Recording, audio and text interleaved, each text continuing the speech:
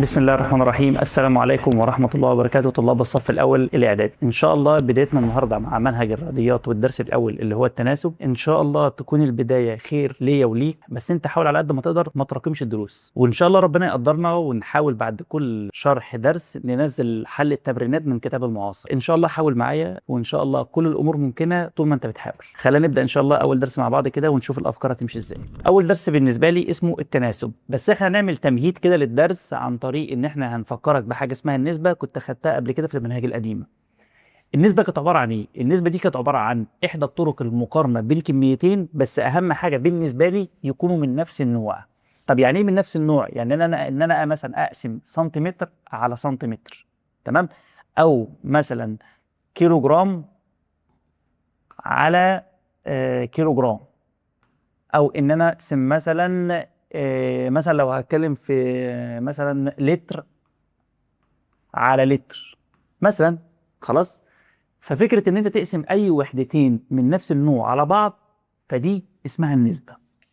طب عندك تعريف تاني بيقول لك ان النسبه بتاعتك بتعبر عن جزء بجزء، او جزء بكل، او كل بجزء. ودي هنشوفها في الامثله افضل. فكره ان انت بس ممكن تشربط الدنيا، هو يعني ايه جزء بجزء وجزء بكل. طيب. طب افرض مثلا انا معايا كميتين، الكميتين هسميها A و B. عايز اشوف شكل التناسب او شكل النسبه بتاعتي شكلها عامل ازاي لما استخدم الكميتين A و B. عندك 3 طرق في فكره ان انت تكتب النسبه ال A و B. اكتبهم ازاي؟ اول حاجه لو هكتب بالعربي وهكتب كلمه الى هنا، فانت هتقول A الى B.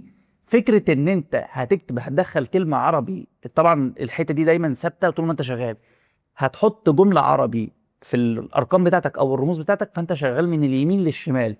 النسبه الاولى بالنسبه لك ايه، والكميه الثانيه او الكلمه الاولى بالنسبه لك ايه، والكميه الثانيه بالنسبه لك بي. فانت قلت A الى B، فلازم تبدا بالاي بعدين الى B. طب افرض هحط الى، ده كده رمز من رموز الرياضه دي، كده بالعربي اسمها الى، اللي هي النقطتين دول. فده رمز من رموز الرياضه، فكده انا هكتب من الشمال لليمين، فهتبقى A الى B. تمام. طب افرض عايز اعملها على صوره بسط على مقام، اللي هو حتى هو كان بيقول لك المقارنه يعني زي عمليه قسمه بين حاجتين، فانت هتقول كذا على كذا. طب مين اللي فوق ومين اللي تحت؟ مين اللي جه الاول هنا؟ الاي، يبقى الاي على بي. يبقى دايما الكميه الاولى بتاخد البسط، والكميه الثانيه بتاخد الايه؟ بتاخد المقام. دي كده ال3 طرق لكتابه النسبه. تمام. تعال نشوفها في المثال. وبرده كل سؤال انا هحله انا هكتب لك بال3 طرق عشان برضه تتعود عليهم. مثلا مدينا سؤال بيقول لك فريق غنائي يتكون من 15 شخصا، ده كده العدد الكلي 15 شخص للفريق الغنائي كله، منهم 7 أولاد والباقي بنات. يبقى كده البنات كام؟ انت دلوقتي الفريق كله 15، في 7 ولاد، يبقى كده هيتبقى لي كام؟ 8 بنات. بقول لك في كل مما ياتي اكتب النسبه بين اول حاجه عدد الاولاد والعدد الكلي للفريق، وبعدين عدد البنات والعدد الاولاد والعدد الكلي للفريق وعدد البنات، وهشرح لك يعني ايه جزء بجزء وجزء بكل وكل بجزء. طب تعال نبدا كده. هو بيقول لك ايه؟ عدد الاولاد والعدد الكلي للفريق. فالمفروض ان النسبه بتاعتك انا عايز اطلعها من هنا، فلازم تبقى عارف ان دي بالنسبه لك الكميه الاولى ودي بالنسبه لك الكميه الثانيه. طيب لو هكتبها مثلا على الصورة إلى دي، من الكمية الأولى عدد الأولاد. كم عدد الأولاد؟ 7. يبقى 7 إلى العدد الكلي للفريق كام؟ 15. يبقى 7 إلى 15. دي أول طريقة بالنسبة لي. طيب تاني طريقة بالنسبة لك لو عايز أكتبها إلى كده اللي هو نقطتين، فأنت هتقول مين اللي جه الأول؟ الأولاد. يبقى 7 من الشمال، خلي بالك بقى، إلى 15. تمام. طب عايز اكتبها بالطريقه الثالثه اللي هو بسط على مقام، مين اللي جه الاول؟ الاولاد. يبقى 7 على 15.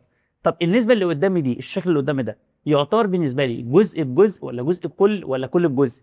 هو اللي جه الاول ده، ال7 دي مش تعتبر جزء اللي هو عدد الاولاد من الفريق الغنائي؟ يبقى دي جزء. طب بالنسبه لمين؟ بالنسبه للكل اللي هو ال17، ال 15 انا اسف. فانت دلوقتي بتقول 7 الى 15، فانت خدت جزء بالنسبه للكل، فدي اسمها ايه؟ اسمها جزء الى كل. تمام. فهمت فكره كلمه جزء بكل والكلام ده؟ طيب اللي بعدها هو بيقول لك عدد البنات وعدد الاولاد. طالما بدأ بالبنات فدي بالنسبه لي الكميه الاولى، وعدد الاولاد بالنسبه لي الكميه الثانيه. عدد البنات بكام؟ عدد البنات قلنا 8 الى عدد الاولاد بكام؟ 7. دي لو هخليها الى عايز اخليها بسط على مقام هتبقى 8 على 7. عايز اخليها بالعربي ركز بقى هتبقى 8 الى 7. طالما هتكتب بالعربي يبقى الكميه الاولى بتيجي في الاول. تمام.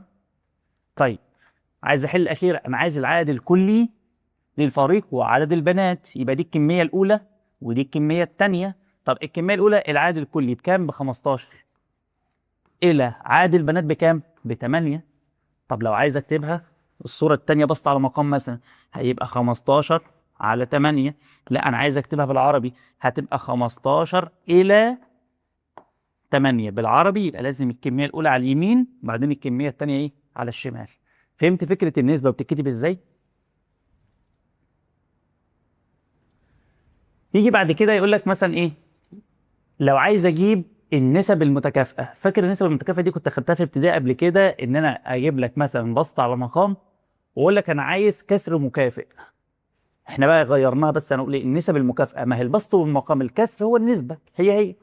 فانا عايز اجيب كسر مكافئ اللي هو نسبه مكافئه. فانا مثلا جايب لك اول سؤال هنا بقول لك ايه؟ اكتب نسبتين متكافئتين او تكافئان النسبه 16 على 24. طيب انت عندك كذا طريقه ان انت تجيب بيهم النسب المتكافئه او كسر مكافئ. اول طريقه عن طريق الضرب، وتاني طريقه عن طريق القسمه. طول ما الارقام بتاعتك كبيره حاول على قد ما تقدر تقسم. طب لو الارقام صغيره تضرب. طب اقسم على ايه واضرب في ايه؟ الضرب ده سهل خالص، اضرب في اي حاجه ممكنه بس طبعا ما عدا الواحد والصفر. اصل الصفر هيخلي المساله كلها صفر على صفر فتديك صفر، فالمساله بالنسبه لك باظت. ولو ضربت في واحد فالنسبه هتفضل زي ما هي، ما هو الضرب في واحد، الواحد ده هو العنصر المحايد الضربي مش هيأثر معاك في اي حاجه في النسبه. فانت تضرب في الاثنين، تضرب في الثلاثه، تضرب في اربعه، اضرب في اللي انت عايزه. خلاص. طب لو عايز استخدم النسبه عايز استخدم الاسم انا اسف في ان انا اجيب نسبه مكافاه للكسر اللي قدامي ده، فحاول على قد ما تقدر لو المساله الارقام بتاعتها كبيره يعني مش 2 على 3 مش 4 على 5 حاول تقسم مش تضرب. يعني المساله هنا بالنسبه لك ادي 16 على 24، فانا عايز اجيب كسر مكافئ او نسبه مكافئه، فانا ممكن اعمل ايه؟ ممكن اقسم فوق على الاثنين وتحت على الاثنين. بس لازم الحاجه اللي تعملها في البسط ترجع تعملها في المقام، اللي تعملها في الكميه الاولى ترجع تعملها في الكميه الثانيه. فعندك 16 على الاثنين فيها 8، وعندك 24 على الاثنين فيها ال 12، فدي بالنسبه لك نسبه مكافاه للنسبه دي. طب واحد يقول لي لا انا ما كنتش عايز اقسم على الاثنين، انا كنت ممكن اقسم على الاربعه. مفيش مشكله، اقسم على الاربعه هات نسبه كمان. 16 على الاربعه فيها الاربعه، و24 على الاربعه فيها السته. خلاص. دي برضه تعتبر نسبه مكافاه، يبقى ده بيساوي ده بيساوي ده. طب واحد بيقول لي لا انا عايز اجيب نسبه ثالثه، انا ممكن كنت اقسم على الكام مثلا؟ ممكن كنت اقسم على الثمانيه. هقسم هنا على الثمانيه واقسم هنا على الثمانيه. 16 على الثمانيه فيها الاثنين، الاثنين في 8 في 16، و24 على الثمانيه فيها الثلاثه لان الثلاثه في 8 24. فدي بالنسبه لك النسب المتكافئه. فهو لو عايز نسبتين أنا ممكن اخد النسبه دي واخد النسبه دي مثلا. خلاص. عايز تاخد النسبه الثالثه مفيش اي مشكله. انت فهمت بس احنا بنعملها ازاي؟ فانت طب افرض انا عايز اضرب مفيش اي مشكله، بس هتصعب على نفسك شويه لما يكون ارقام كبيره. يبقى 16 مثلا وهنا 24. ممكن واحد يقول لك مثلا ايه؟ انا هضرب فوق مثلا في 10 وتحت في 10، بما ان مثلا جدول 10 بيبقى اسهل شويه في حساب القيم، بحيث ان انت هتحط الصفر هتزود صفر وخلاص. يبقى دي 160 ودي 420 مثلا. يعني بديك مثال، واحد عايز يضرب في تينات، يضرب في خمسات، يضرب في ستة فوق وتحت وهكذا. تمام. فدي كده بالنسبه لك النسب المتكافئه. تيجي عن طريق ان انت بتضرب البسط والمقام في اي قيمه انت عايزها بس ما عدا الصفر والواحد، او بتقسم ال 16 او ال 24 او ايا كان القيم اللي هتجيلك على رقم بيقبل القسمه على الارقام اللي موجوده. ما هو طبعا مثلا ما ينفعش اقسم على الخمسه، هي 16 على 5 فيها كام؟ ما فيهاش رقم صحيح فما تقسمش بيها. انت فهمت الفكره دي؟ فطبعا مش اي رقم للقسمه برضه، انا بختار الارقام اللي ينفع ال 16 وال 24 يظهروا في الجدول بتاعه. تمام. يجي بعد كده بيقول لك برضه اذا كانت النسبه دي من ضمن برضه من ضمن المسائل اللي هو النسب المتكافئه. يقول لك اذا كانت النسبه اذا كانت النسبه 3 الى 5 تكافئ، يعني بتساوي النسبه اكس الى 15. اوجد قيمه اكس. انت خدت بالك وانا بقرا؟ بص انا كنت بعمل ايه، انا قريت ازاي؟ قلت اذا كانت النسبه، وقلت 3 الى 5. هو انا ليه ما قلتش 5 الى 3؟ احنا قلنا طالما قال لك الى يبقى من الشمال لليمين، يبقى معنى كده ان دي الكميه الاولى ودي الكميه الثانيه، وهنا دي برضو الكميه الاولى ودي الكميه الثانيه. فانت عندك النسبه دي تكافئ، يعني بتساوي النسبه دي، فانت تقول 3 الى 5 بتساوي اكس الى 15. طيب مش الصوره دي ممكن تتكتب عن طريق بسط على مقام؟ مفيش مشكله، ممكن اقول 3 على 5 هي بتساوي اكس على 15. ومن اول هنا بقى عندك كذا طريقه للحل. اول طريقه لو هحلها بالصوره اللي انا كنت خدتها قبل كده في ابتدائي، ان انت بتشوف هو عامل ايه وتعمل زيه. بمعنى ايه اللي يخلي الاكس دي تبقى 3؟ انا مش عارف، بس انا عارف ان ال 15 بقت كام؟ ال 15 بقت 5، او الخمسه بقت 15. فانت دلوقتي الخمسه دي عشان تبقى 15 عمل ايه؟ ضربها في كام؟ ضربها في 3. فزي ما ضرب تحت في 3 غصب عنك لازم تضرب فوق في كام؟ تضرب فوق في 3. اشمعنى؟ ما احنا قلنا النسب المكافئه بتيجي عن طريق كده، ان انت يا بتضرب فوق وتحت اللي هو بسطا ومقاما، او الكميه الاولى والكميه الثانيه في عدد بسطا ومقاما، او بتقسم على نفس الرقم بسطا ومقاما. فمثلا وليكن انا عايز امشي على ناحيه الاكس، انا عايز اشوف الثلاثه دي بقت اكس ازاي، فانا عايز اشوف الخمسه دي بقت 15 ازاي. الخمسه عشان تبقى 15 اتضربت في 3، فزي ما ضربت هنا في 3 عشان تروح ل 15 هضرب الثلاثه دي في 3 عشان اشوف قيمه الاكس بكام، فالثلاثه في 3 بكام؟ ب9. انت فهمت دي؟ طب في طريقه ثانيه للحل؟ في طريقه ثانيه. عشان تجيب قيمه الاكس دي هتعمل طرفين في وسطين مقصات. ادي الاكس اهي بتساوي، وشد شرط كسر طويله. مين حاجه اللي مين الرقم اللي في وش الاكس؟ الخمسه، حطه في المقام، وفوق اضرب الثلاثه في 15. طبعا انت ليك استخدام الاله، ممكن تستخدم الاله. لو مش هتستخدم الاله ممكن اقسم ال 15 والخمسه على الخمسه فيها الواحد، على الخمسه فيها الثلاثه، فطبعا الواحد في المقام ما عادش له لازمه، فالثلاثه في 3 بكام؟ ب9.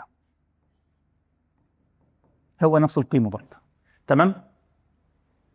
فدي كده النسب المتكافئه.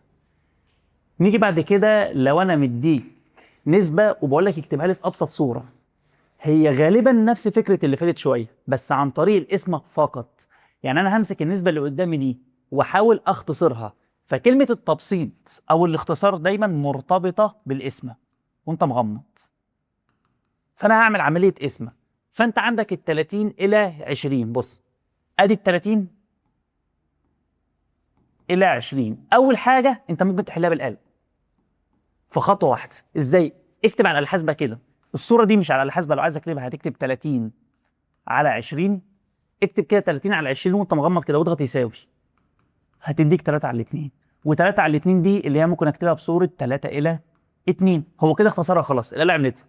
طب انا عايز اعملها بايدي، عايز افهم اختصار النسبه او اختصار الكسر اللي قدامي ده بختصره ازاي.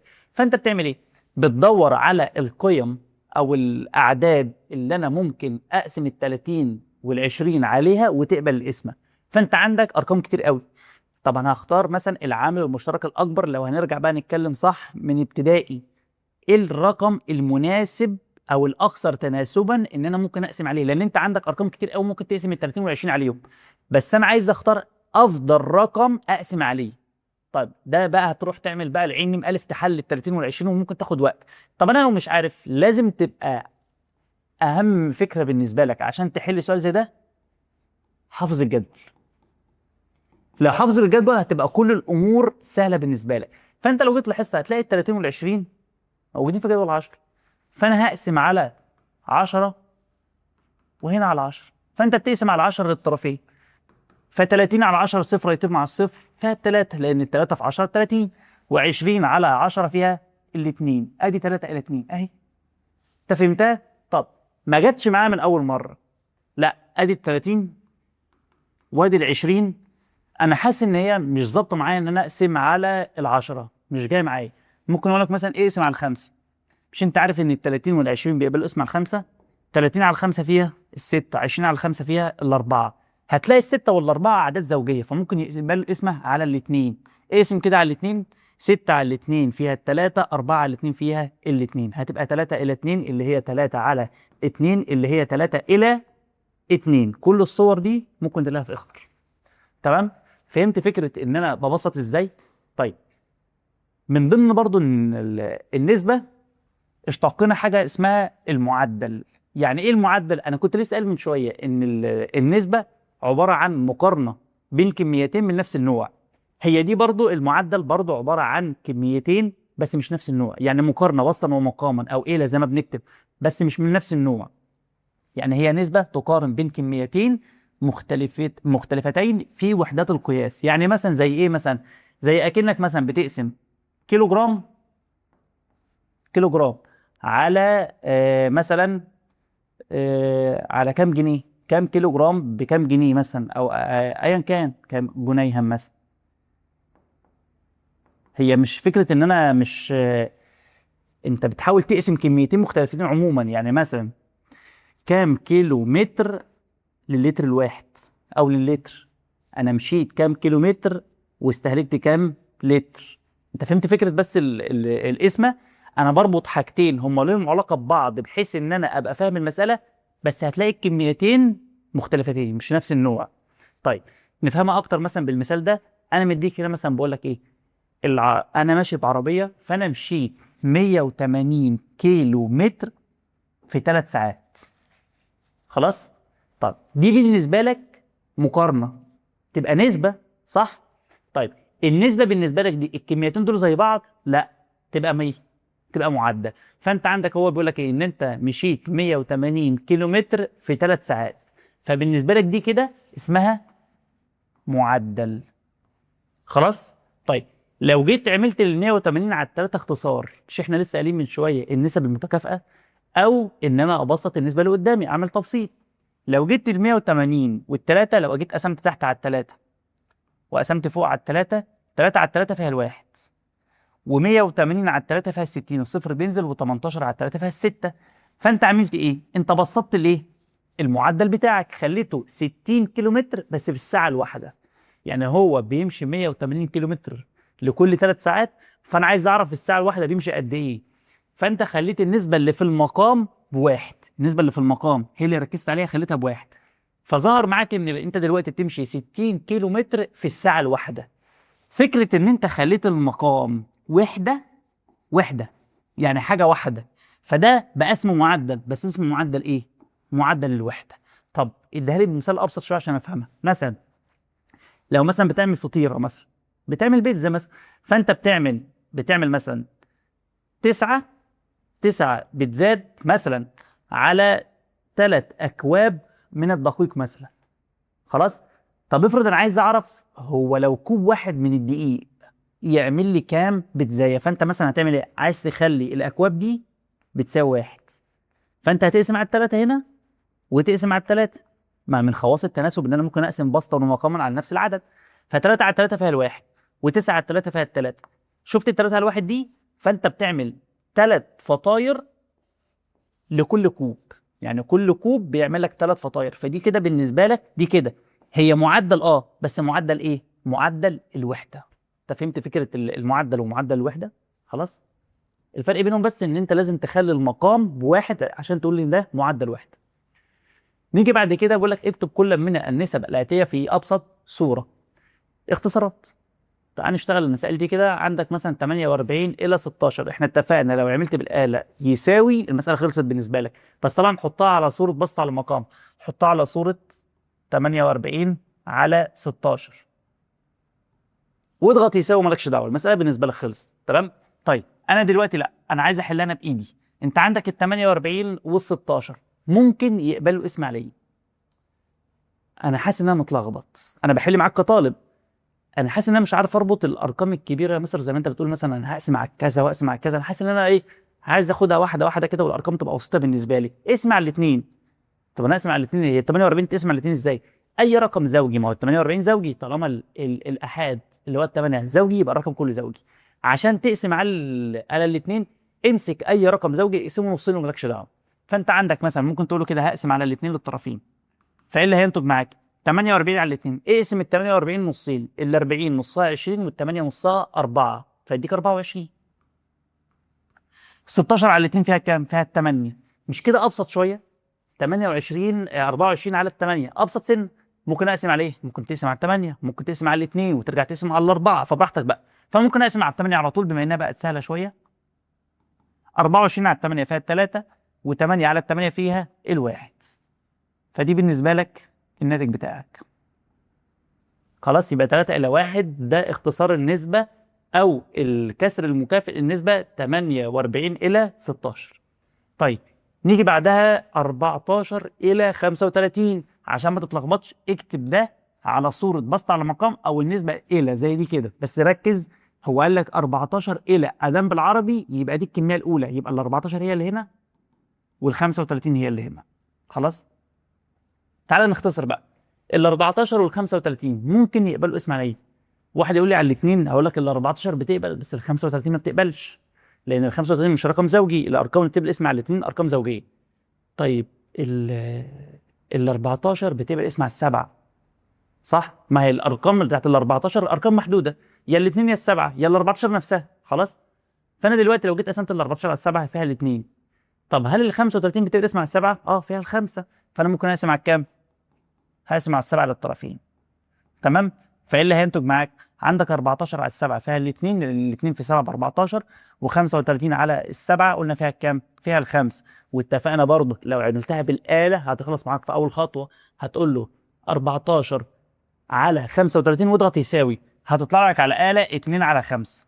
اكتبها 2 الى 5 بس خلاص. تمام؟ ده لو جات لك صوره اختر يعني. طب تيجي على اللي بعدها، مديك 84 على ال 40. ادي ال 84 وادي ال 40، ادي ال 84 وادي ال 40. طب لو جيت لاحظت هتلاقي ده زوجي وده زوجي، فانا عندي حل سحري ابسط المساله شويه، ان انا اقسم على الاثنين طالما الارقام بتاعتي ارقام زوجيه، فانا هقسم هنا على الاثنين للطرفين. فاللي هيطلع معايا 84 على الاثنين. اقسم ال 84 نصين، ال 80 نصها 40 والاربعه نصها 2، يبقى 42. طب 40 على الاثنين نصها 20، يعني كده بقى ابسط شويه. فممكن تقسم ايه تاني؟ لو جيت لاحظت هتلاقي ارقام زوجيه تاني، فممكن تقسم على الاثنين تاني. 42 على الاثنين، ال 40 نصها 20 والاثنين نصها 1، تبقى 21. و40 على الاثنين فيها كام؟ فيها ال 10. من اول هنا بقى تبدا تجيب المساله يمين شمال، ال 21 وال 10 تحاول تلاقي رقم الرقمين دول يقبلوا اسم عليه، مش هتلاقي. فمعنى كده بالنسبه لك دي ابسط صوره. خلاص، يعني ما تتخدعش ان الرقم كبير شويه، لا عادي 21 الى 10 ما فيش اي جدول يربط لك الرقمين ببعض. طيب نيجي بعد كده ال 75 وال 50. لو جيت بصيت على ال 75 وال 50، ال 50 انا حاسس ان هي ايه؟ يا 5 يا 10، مش لاقي لها حاجه تاني مثلا. طب ال 75 والله هي مش 10، عشان جدول 10 لازم يكون القيم كلها او الارقام كلها اولها صفر. يعني مثلا جدول 10، ال10 في 1 ب10، في 2 ب20، في 3 ب30، في 5 ب50 وهكذا. فهتلاقي دايما القيم اولها صفر، فهي اكيد مش 10، مش هنقبل اسم على 10. يعني ده لو قبلت دي ما تقبلش. طب ال 35 ال 75 ممكن تقبل اسم على الخمسه؟ ما هو الخمسه في 11 ب 55، الخمسه في 12 ب 60، الخمسه في 13 ب 65، الخمسه في 14 ب 70. طب يبقى الخمسه في 15 ب 75. فانا هقسم على الخمسه للطرفين، ف 50 75 على الخمسه قلنا فيها ال 15، وعندك 50 على الخمسه فيها كام؟ فيها ال 10. تيجي على ال 10 وال 15 هتلاقيهم بيقبلوا اسم على الخمسه، فانا هقسم هنا على الخمسه للطرفين. فهنا 10 على الخمسه فيها الاثنين، و15 على الخمسه فيها الثلاثه. فالاختصار بتاعتها هيكون 2 الى 3. ولو عملتها بالاله 55 على 75 هتديك 2 على 3 اللي هي 2 الى 3. تمام؟ ده كده بالنسبه لك اللي هو اكتب النسب الاتيه في ابسط صوره. طيب تيجي بعد كده يقول لك ايه؟ اختر جميع النسب او المكافئه للنسبه 18 الى 8. ادي ال 18 الى 8. طيب اول حاجه ما تحاولش تجيب النسب المكافئه ودي مش في ابسط صوره، حاول على قد ما تقدر دي تكون ابسط صوره. طب اجيبها بابسط صوره ازاي؟ لو جيت ربطت ال 18 وال 8 بحيث ان انت تشوف جدول يتقسموا الرقمين دول يتقسموا عليه، مش هتلاقي غير الاثنين. خلاص، فانت تقسم على الاثنين للطرفين، وهتسيب النسبه دي زي ما هي برضه، تبقى عارف ان هي 18 الى 8. اقسم كده 18 على الاثنين فيها كام؟ فيها 9، و8 على 2 فيها كام؟ فيها الاربعه. فالتسعة الى 4 دي الصوره اللي انا احطها في ذهني طول ما انا شغال. فانت عندك دلوقتي 9 الى 4. هل 4 الى 2 تكافئ النسبه دي؟ لا. بس في حاجه، حاول على قد ما تقدر كل ما الارقام اللي النسب تقابلك اختصرها هي كمان. فلو جيت بصيت على 4 الى 2، لو جيت اختصرت هتقسم هنا على الاثنين. 4 على الاثنين فيها الاثنين، و2 على الاثنين فيها الواحد. انا بحاول اختصرها بابسط صوره عشان اشوف هي هتطلع زي دي ولا لا. فالنسبه الاولى لا، مش معايا. طب النسبه الثانيه، ما هي دي 4 على 9، ودي 9 الى 4 اللي هي على صوره بسط على مقام هتبقى 9 على الاربعه. ينفع اخلي البسط مقام والمقام بسط؟ مستحيل، ما ينفعش. فمعنى كده ان الاجابه دي كمان ايه؟ غلط. تمام. طيب نيجي بعد كده النسبة 14 إلى 35. أدي ال 14 وإحنا قلنا إلى تبقى على أو كده أو إلى 35. ممكن أقسم على الكام؟ تقسم على السبعة. لسه عاملين زيها هناك أهي. 14 إلى 35 تطلع بكام؟ ب 2 إلى 5. هل 2 إلى 5 هي النسبة دي؟ لا. فمعنى كده إن دي برضو إيه؟ بالنسبة لك غلط. طب تيجي بعد كده 16 إلى 36. ال 16 وال 36 ممكن يقبلوا اسم على الكام؟ ال 16 وال 36 لو انا مش عارف اجيب جدول المناسب على طول انا ممكن اقسم على الاثنينات. فلو جيت قسمت ال 16 وال 36 على الاثنين بحيث ان الارقام دي ارقام زوجيه، ال 16 نصها كام؟ نصها 8. وعندك ال 36 نصها، ال 30 نصها 15، وال 6 نصها 3 يديك 18. طيب مش 8 الى 18، دي 18 الى 8 من غير ما تكمل مش هتنفع. هتديك نفس النسبة دي بس هتكون البسط على مقام، هتكون مقام على بسط، هيكون قلبهم. فبرضه نفس الكلام، هتكون نفس المشكلة دي فمش تظهر معاك. طيب تيجي على اللي بعدها، ادي 90 وده 40. انت ممكن في ثانية كده تقسم على 10. 90 على 10 فيها التسعة. 40 على 10 فيها الأربعة. 9 على 4، 9 إلى 4 يبقى هي دي. خلاص. طب تعال نشوف الأخيرة كده، 32 إلى 72 ممكن تقسم على الاثنينات. ادي ال 32 الى وادي ال 72 ممكن تقسم على الاثنين. لو قسمت ال 32 على الاثنين تديك 16. 16. ولو قسمت ال 72 على الاثنين، ال 70 نصها 35 والاثنين نصها 1 يبقى 36. طب عايز اختصر ال 16 الى 36 ممكن تقسم على كام؟ ممكن تقسم على الاربعه. 16 على الاربعه فعلى الاربعه، 36 على الاربعه فيها التسعه يديك 4 على 9، وانا عايز 9 الى 4 يبقى برضه هي كمان ايه؟ ما تنفعش. فبالنسبه لك النسبه المتكافئه لل 18 الى 8 هتبقى 90 على ال 40. تمام؟ يجي بعد كده في السؤال ده بيقول لك اذا كانت النسبه بين عدد الاولاد وعدد البنات 3 الى 5. بص ادي عدد الاولاد الى البنات 3 الى 5. ادي ال3 والى ال5. واحد هيجي يقول لي يا مستر انت كاتب هنا هو بادئ بالاولاد وبعدين البنات، فالمفروض 5 وبعدين 3. احنا اتفقنا لما بنيجي نقرا بالعربي بنقول عدد الاولاد الى عدد البنات دي الكميه الاولى ودي الكميه الثانيه، بس لما يكون الرموز بالنسبه لك بالرياضه فانت بتقول 3 الى 5. خلاص. فال3 تخص عدد الاولاد وال5 تخص عدد مين؟ البنات. طب مش كده بالنسبه لك يعتبر المجموع او العدد الكلي بين الاولاد والبنات اللي هو الكلي 3 و5 يديك 8؟ صح؟ طب انت دلوقتي عايز تعمل ايه؟ انت عايز تجيب النسبه بين عدد البنات وعدد الكلي. عدد البنات هيكون هنا الى الكلي هيكون هنا. طب عدد البنات بالنسبه لك كام؟ 5. طب الكلي بالنسبه لك كام؟ 8. يبقى 5 الى 8 فين؟ هتبقى رقم د. طيب نيجي بعد كده يقول لك اختر إذا كانت النسبة بين x إلى 18 تكافئ يعني بتساوي النسبة 2 إلى أو 2 على 3. فما قيمة x؟ طبعا احنا الاختيارات تقريبا نسيناها فتعال نحلها احنا. مش x إلى 18 ممكن أقول x على 18؟ ما هي نفس الصورة، ما احنا اتفقنا. بتساوي تكافئ يعني بتساوي. خلاص. النسبة 2 على 3 أدي ال 2 على 3. تعال نشوف إيه اللي حصل في الإكس. هي ال 2 عشان تبقى x أنت عارف إيه اللي حصل؟ لا. بس أنت عارف إن 3 بقت كام؟ بقت 18. لو قدرت تعرف ايه اللي حصل من الثلاثه لحد ال 18 تعرف تقول الاثنين بقت اكس ازاي، يبقى الاكس دي قيمتها بكام. طب ازاي؟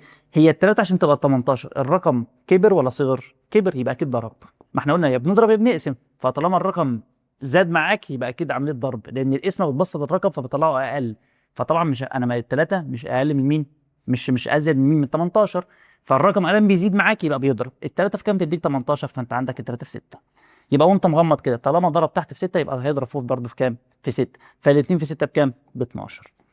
دي طريقه، يبقى قيمه الاكس بكام؟ ب 12. طيب في طريقه ثانيه، ان احنا نعمل طرفين في وسطين ونجيب الناتج. ادي الاكس بتساوي، شد شرط كسر طويله، الحاجه اللي في وش الاكس بتتكتب تحت في المقام، والرقمين التانيين بيتضربوا في البسط. يبقى عندك هنا الاثنين في 18. نختصر، يا تعملها بالاله يا تقسم على الثلاثه فيها الواحد على الثلاثه فيها السته، والاثنين في 6 ب 12. هي برضه قيمه الاكس بكام؟ ب 12. تمام. يجي بعد كده بقى مفهوم التناسب. احنا كل ده بنعمل تمهيد لدرس التناسب، بس ان شاء الله طالما اللي فات تمام هتلاقي الدنيا هنا ان شاء الله بسيطه. هي بس كل اللي فيها الشكل ممكن يكون بالنسبه لك قلت حاجه بسيطه، والافكار هتتغير حاجه بسيطه، بس اللي فات لو تمام هتلاقي الدنيا هنا ماشيه معاك بالتدريج كده سهل. اول حاجه التناسب هو تساوي نسبتين او معدلين على الاقل، عشان كده شرحنا النسب وشرحنا المعدلات.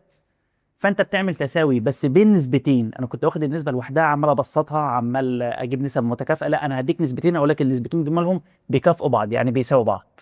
خلاص، يبقى التناسب هو تساوي اهو، تساوي اهو بين نسبتين، واحد على الاثنين. دي الكميه الاولى والكميه الثانيه، وعندك هناك الكميه الاولى والكميه الثانيه اللي هي الاربعه كام على الثمانيه. يبقى هي تساوي بين كميتين او معدلين، دول نسبتين. طب تعالى هنا الكميات او المعدلات قصدي، هتقول تساوي معدلين. مثلا انت بتعمل 8 بيضات ل 2 كوب من الدقيق، يعني اللي بيخليك تقدر تقول انت بتستخدم المعدل بالنسبه لك هتستخدم 8 بيضات لكل 2 كوب من الدقيق. فمعنى كده ان انت هتستخدم 8 بيضات للكوب الايه؟ للكوب الواحد.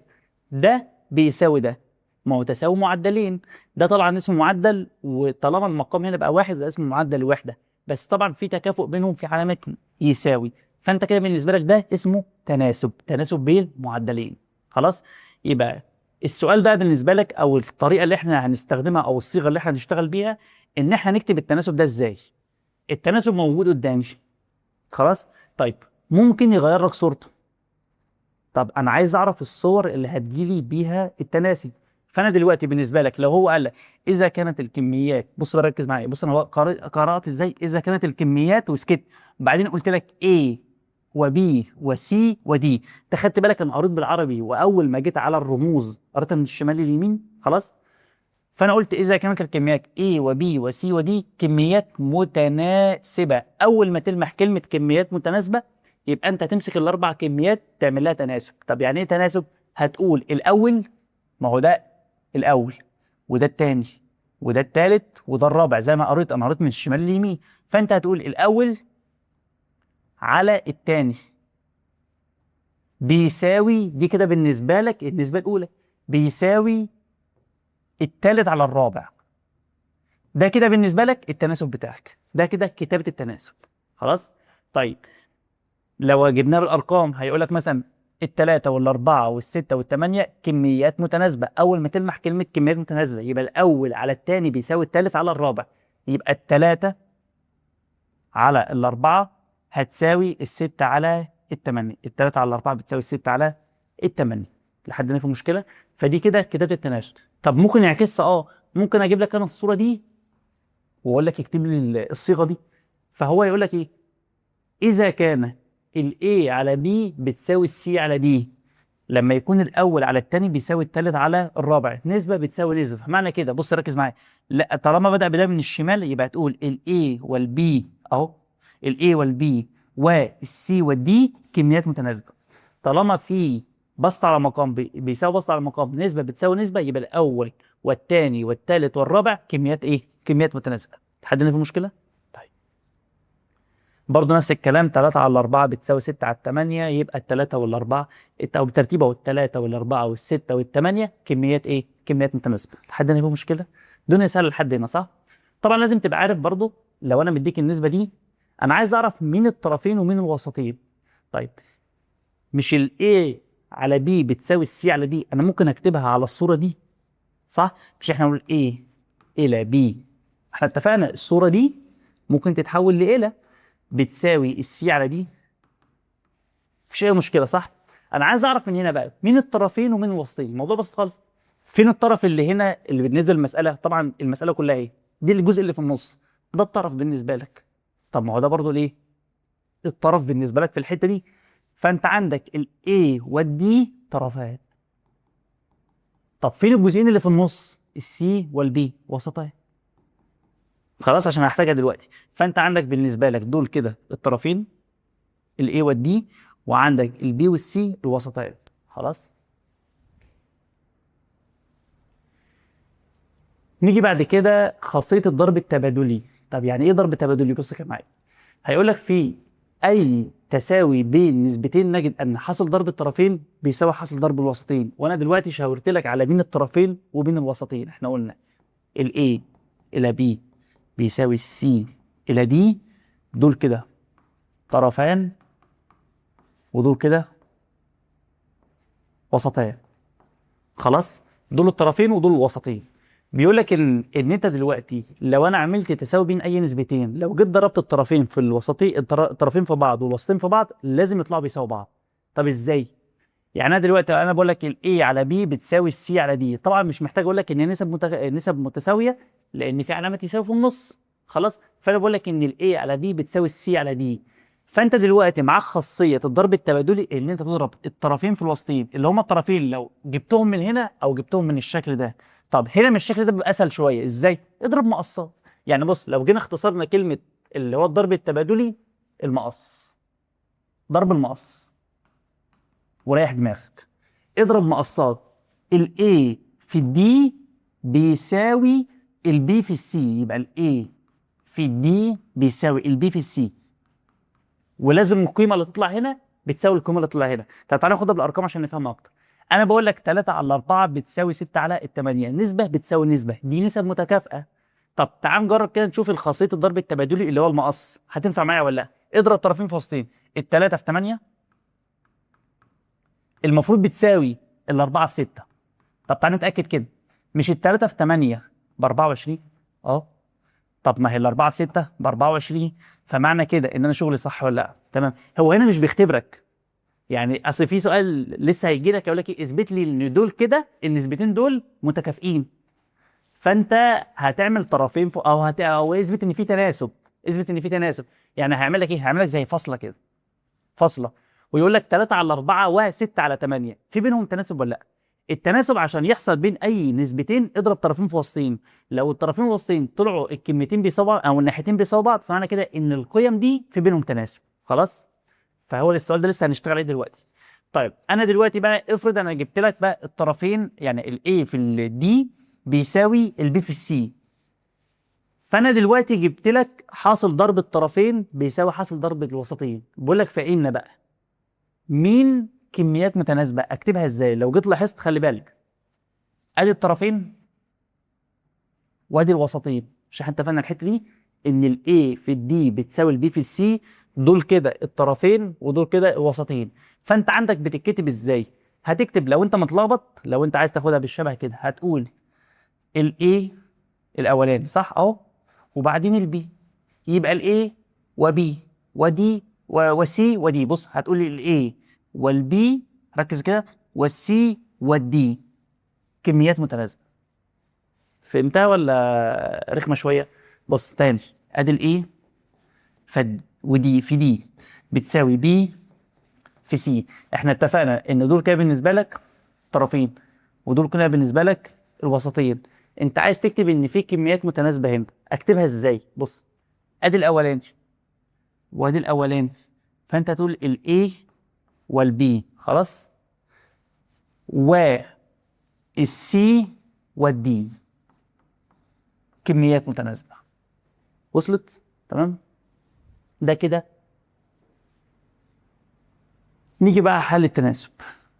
انا خلاص قلت لك ان في تناسب، يعني فكره ان انا اجيب لك 6 على 9 بتساوي 10 على اكس واحط لك مجهول جوه المساله فكره ان انا حطيت لك يساوي خلاص، ما سالتكش، ما بقولكش مثلا في تناسب ولا لا. لو في تناسب مضطر تضرب طرفين في وسطين وتجيب الناتج اللي على اليمين وتجيب الناتج اللي على الشمال، ولو طول بيساوي بعض يبقى في تناسب. لا انا خلاص جبت لك يساوي يبقى في تناسب. تمام.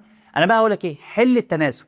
يعني ايه حل؟ يعني اوجد المجهول. اول ما اقول لك حل كلمه او حل عموما ويجيب لك مجهول، يعني اوجد المتغير، يعني المجهول اللي معاك في المساله، عايز قيمه الاكس.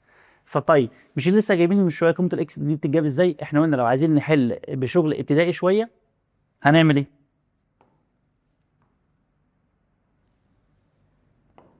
هنشوف هو عامل ايه واعمل ازاي. طيب هي الاكس عشان تبقى 9 انا مش عارف اعملها ازاي. طب هي او التسعة عشان تبقى اكس، بس الستة عشان تبقى 10 برضه مش عارف اعملها ازاي. انت خدت بالك ان فكره ان انت تشوف هو عامل ايه مش ظابطه معايا هنا. يعني مثلا مش احنا دايما كنا بنروح ناحيه المجهول يعني مثلا 1/2 بتساوي مثلا 5 على اكس. احنا بنروح ناحيه الاكس ونشوف ايه اللي حصل. يعني الاثنين بقت اكس انا مش عارف ايه اللي حصل، بس الواحد بقى 5 هضرب في 5، فانا هضرب تحت في 5، فالاثنين في 5 بكام؟ ب 10. فانا عرفت قيمه الاكس بكام عن طريق ان انا بروح ناحيه الحاجه اللي هو طالبها واشوف ضرب في ايه او قسم على ايه. بس انا مش قادر اطبقها هنا. يبقى هنا قبل ما تطبقها يبقى تختصر الستة على التسعة، تقسم هنا مثلا على التلاتة وتقسم هنا على التلاتة. لو جيت قسمت هنا على التلاتة، على التلاتة فيها الاتنين، وهنا على التلاتة فيها التلاتة. تعالى بقى، الاتنين عشان تبقى 10 ضرب في 5، يبقى اكيد تحت هيضرب في 5. طب التلاتة في 5 بكام؟ ب 15، يبقى الاكس ب 15. بس خلي بالك انا عملت ايه؟ انا حليت بخطوتين عشان اجيب الناتج. طب ما في طريقة اسهل، طرفين في وسطين. عندك الستة في اكس ب 6 اكس بتساوي التسعة في 10 ب90. عشان نجيب الاكس لوحدها هقسم هنا على الستة واقسم هنا على الستة، ده هيطير مع ده، يبقى الاكس بتساوي 90 على الستة هيديك فيها ال 15 بالقلب في الحتة دي بالقلب. طب ما في طريقة اسهل اكتر اللي هي ايه بقى؟ ان انت تقول الاكس بتساوي وتشد شرط كسر، الحاجة اللي في وش الاكس تتحط في المقام والرقمين التانيين يتضربوا في البسط وبالآلة. 9 في 10 على الستة، لو عايز اعملها بايدي هقسم هنا مثلا على التلاتة فيها الاتنين على التلاتة فيها التلاتة على الاتنين فيها الواحد على الاتنين فيها الخمسة، فالتلاتة في 5 ب 15. فهي خلاص. فدي بالنسبة لك أسهل طريقة. ليه؟ لأن أنت هتستخدم الألف خطوة واحدة. فأنت تقول له الإكس بتساوي وتشد شرط كسر طويلة، الحاجة اللي في وش الإكس في المقام والرقمين التانيين يتحطوا في البسط وبالآلة تجيب الناتج على طول في خطوة واحدة. طيب نيجي هنا، بس تعال بس اركز لك على دي تاني كده. بص ادي ال 6 اكس تاني بتساوي 90. انت عايز تعرف ايه الرقم اللي اتضرب في الاكس اداك 90. طب انت مش عارف، فبتعمل ايه؟ يبقى تتخلص من الستة عشان تسيب الاكس لوحدها. اي حاجه مضروبه، احفظ الجمله دي، اي حاجه مضروبه في الرمز بتاعك في المتغير بتاعك اللي هو الحرف بتاعك الاكس، عايز تتخلص منها اقسم عليها. بس احنا لسه قايلين ان دي ان ديت زي معادله يساوي. يعني ايه معادله؟ يعني كفه يمين وكفه شمال، فالحاجه اللي تعملها في الكفه اليمين لازم تعملها في الكفه الشمال عشان ما زالوا يفضلوا ايه؟ متساويين. فزي ما قسمت هنا على الستة هقسم هنا على الستة، دي هتطير مع دي، فيتبقى لك من هنا كده ان الاكس بتساوي واعمل 90 على الستة تديك فيها ال 15. دي بس عشان تفهم احنا ليه قسمنا على الستة. طب افرض دي كانت 5 يبقى تقسم على 5 للطرفين، افرض كانت 10 تقسم على 10 للطرفين. اي رقم لازق في الرمز بتاعك مضروب في الرمز بتاعك اقسم عليه، بس لازم في الطرفين عشان تخلص من الرقم ده فتسيب الاكس لوحدها. طب نيجي على بعدها برضه نفس الكلام، طرفين في وسطين، يبقى الاكس بتساوي شد شرط كسر طويله بقى نستخدم الطريقه الاسهل. مين اللي في وش الاكس؟ ال 21، وتحت ادي ال 14 في 15. لو عايز اعملها بايدي فممكن اقسم مثلا هنا على الثلاثه فيها السبعه، وهنا مثلا على الثلاثه فيها الخمسه. تمام. ممكن تقسم مثلا السبعه وال 14 على السبعه فيها الواحد على السبعه فيها الاثنين، فالبسط بالنسبه لك بقى واحد اهو واحد، وتحت المقام بالنسبه لك الاثنين في 5 ب 10، يبقى 1 على 10 تعملها بالآلة تطلع معاك في خطوة واحدة. احنا لما جينا قلنا قيمة الاكس بتساوي، قلنا اللي في وش الاكس بتكتب في المقام والرقمين التانيين بيتضربوا في البسط. انا اسف انا عكسته. فلو جيت اختصرت ممكن نقسم ايه؟ ممكن هنا ال 14 وال 21 ممكن تقسم على السبعة، فانت عندك ال 14 هنا على السبعة فيها الاثنين على السبعة فيها الثلاثة، وممكن ال 15 والثلاثة يتقسموا على الثلاثة، على الثلاثة فيها الواحد على الثلاثة فيها الخمسة، المقام بقى بواحد ملوش لازمة، وعندك الاثنين في 5 بكام؟ ب 10. تمام. فده كده الناتج بتاعي. نيجي على دي والاهم بالنسبه لي، عشان الناس فكره ان هي تشوف النسبه بتاعتك فيها زي مقدار، بيحس ان هو الامر بالنسبه له صعب. بص، وطبعا هتفهم يعني ايه مقدار بعد كده، بس تعالى نكتب دي على صوره بسط على مقام بتبقى اسهل. ادي الاتنين على التمانية بتساوي، بص دي الى، ادي الى اهي صح، شرط الكسر الى. عندك بقى ده كله في البسط اكس زائد واحد، وتحت في المقام 12. عشان نجيب الاكس كنا بنعمل طرفين فاصلين، بس يا مستر انا شايف جنبها واحد ولا كأنك شايفه، يعني ايه؟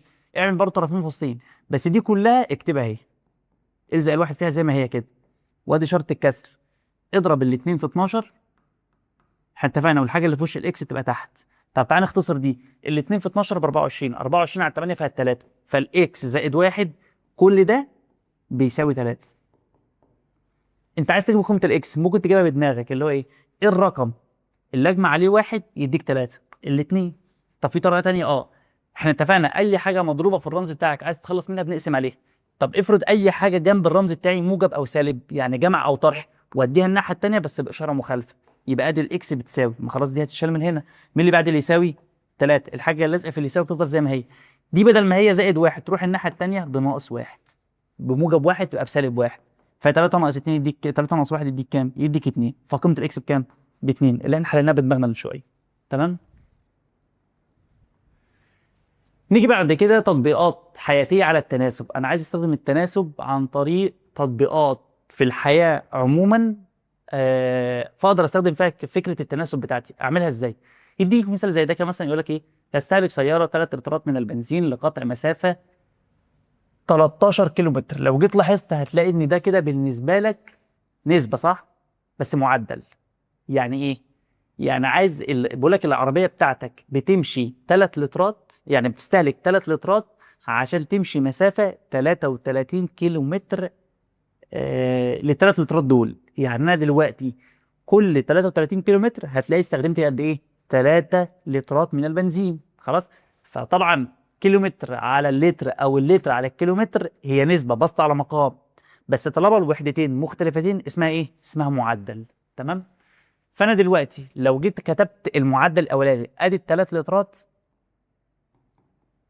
تمام، على كام؟ 33 كيلو متر، فالعربيه بتستهلك 3 لترات لل 33 كيلو متر بتوعي. خلاص. فدي المعدل بتاعك. بقول لك فكم لترا، كم لترا تحتاجه؟ معنى كده اللتر ده أنا مش معايا، فممكن اسميه مجهول، مثلا اسميه اكس. فكم لترا تحتاجه من البنزين لقطع مسافه 121 كيلومتر اذا صارت بنفس المعدل؟ خلي بالك، نفس المعدل يبقى في علامه يساوي، فالمعدل الاولاني هيساوي المعدل الثاني. المعدل الاولاني انت عملت مين؟ عملت اللترات على الكيلومترات، نفس الكلام هنا برضه هتعمل برضه اللترات على الكيلومترات، بس الفكره المعدل الثاني اللتر مش موجود، فانا هسميه اكس. فدايما الحاجه المجهوله ارمز لها بالرمز اكس. طيب المسافه بتاعتك قد ايه؟ 121 كيلو متر. خلاص. فانت ممكن تستغنى بقى على الوحدات. خلاص. ما هو بص، طالما هنا لتر على كيلو متر وهنا لتر على كيلو متر، انا ممكن استغنى عن الوحدات واستخدم الايه؟ المساله دي. طب ما دي معدلين او نسبتين متساويين، طرفين في وسط المساله، خلصت. بس الفكره في حاجه، الفكره ان في ناس ممكن ما تقدرش تكتب المساله على الصوره دي. انا الاول خدت المعدل بتاعي اللي هو 3 لتر على 33 كيلو متر، وبعدين بقول لك ان انت هتمشي بنفس المعدل، يبقى في تكافؤ في النسبتين او تكافؤ في المعدلين، بيساوي كام لتر لل 121 كيلو متر اللي انا همشيهم. فانت عايز تعرف هم كام لتر. فالفكره كلها ان انت اصلا تقدر تكتب التناسب اللي قدامي ده، ان انت تقدر تكتب البسط على المقام بيساوي البسط على المقام اللي قدامي دول، وتكتب المجهول صح. تمام. فانت تعمل ايه؟ طرفين في وسطين، المساله بالنسبه لك خلصت. يبقى من هنا كده الاكس هتساوي مين اللي في وش الاكس؟ ال 33، يبقى تحت في المقام الرقمين التانيين، ادي التلاته في 121. لو ضربت التلاته في 121 تديك 363 على ال 33 تديك 11 لتر. فانت دلوقتي عشان العربيه بتاعتك تمشي 121 كيلو متر هتستهلك 11 لتر من البنزين. تمام. لحد هنا في مشكله؟ فدي بالنسبه لك هتقول له كده تحتاج السياره 11 لتر من البنزين لقطع مسافة 121 كيلومتر. تمام؟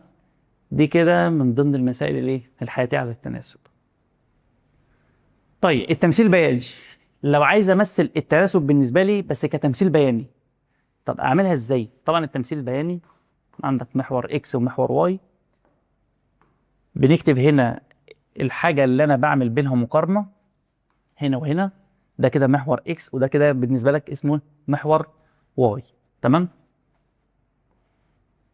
فانت هتعمل ايه؟ بقول لك اذا كانت النقط تقع على خط مستقيم يمر بنقطة الاصل فان العلاقة تمثل تناسبا. طب هو فين نقطة الاصل؟ دي نقطة الاصل. نقطة البداية للخط ده ونقطة البداية للخط ده، يعني هنا بتبقى عند الصفر. دي صفر في الاكس وصفر في الواي، انا لا مشيت حاجة هنا ولا مشيت حاجة، دي نقطة الاصل. بقول لك ان انت لو قدرت توصل لي خط مستقيم بيمر بنقطة الاصل يبقى بالنسبة لك العلاقة اللي انت شايفها قدامك دي تناسب، يعني الخط هيكون ماشي كده. خلاص مش تفرق بقى ماشي كده ماشي كده ماشي كده، المهم يمر بمين؟ نقطة الأصل.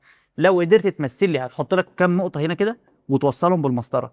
لو قدرت تقول لي إن الخط ده بيمشي كده ويقطع نقطة الخط أو بيلمس نقطة الأصل، أنا آسف، فبالنسبة لك ده تناسب.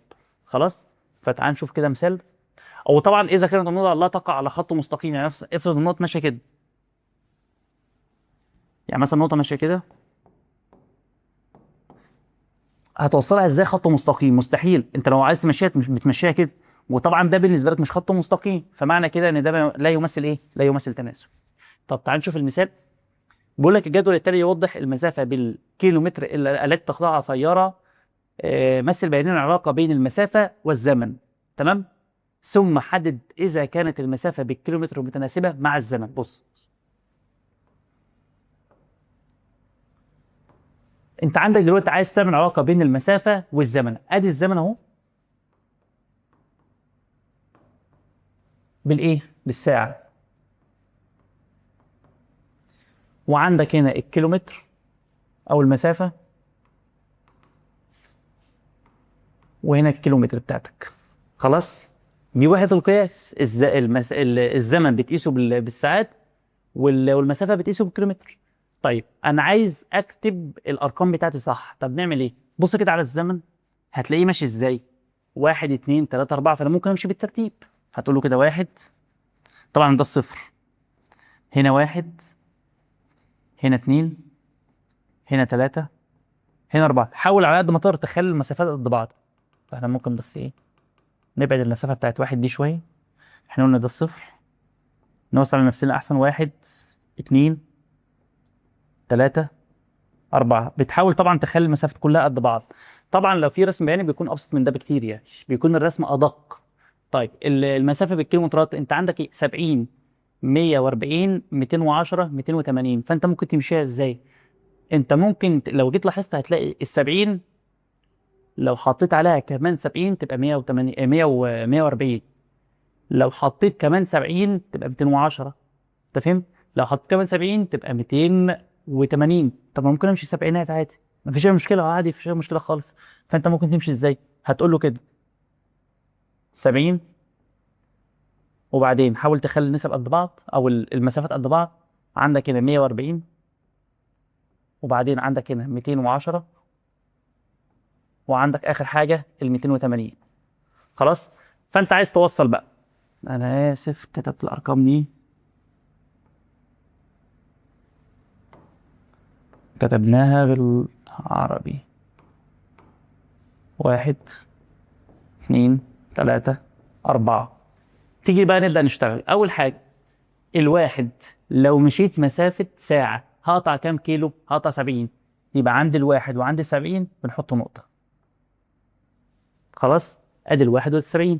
طيب لو مشيت ساعتين هقطع كام؟ هقطع 140. لو مشيت ساعتين هقطع 140. ده كده الاتنين أهي، وادي ال 140 هيتقابلوا في النقطة دي كده.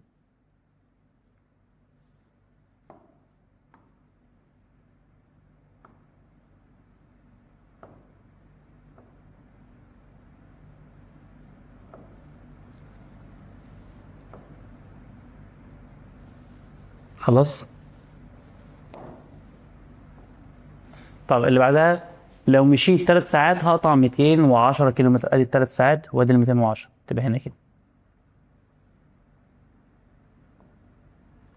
طيب لو مشيت 4 ساعات هقطع 240 كيلومتر، ادي ال4 ساعات وادي ال 280 قصدي هنا كده. خلاص. تيجي بقى توصل خط مستقيم بيمر بالنقط دي، بص كده. طبعا عشان برسم بايدي فتحس ان هو مش ادق حاجه. طالما خط المستقيم مر بنقطه الاصل فبالنسبه لك ده تناسب. خلاص. فانت تقول له ان في تناسب بين الزمن بالساعات والمسافه بالكيلومتر. تمام. فهمت الفكره دي؟ ده كده بالنسبه لي شرح الدرس الاول في التناسب. ان شاء الله حاول على قد ما تقدر تذاكر اول باول، ما تراكمش الدرس، وان شاء الله كل الامور ممكنه طول ما انت بتحاول. بس انت حاول على قد ما تقدر واحنا ان شاء الله معاك. هنحاول على قد ما نقدر ان شاء الله. لو قدرنا ننزل التمرينات النهارده هعرفك برضو، وهتلاقي الفيديو بينزل وبننبه عليه على الجروب بتاع الفيس، وهنلاقي برضو عندنا جروب الواتس. فان شاء الله حاول معايا. سلام عليكم.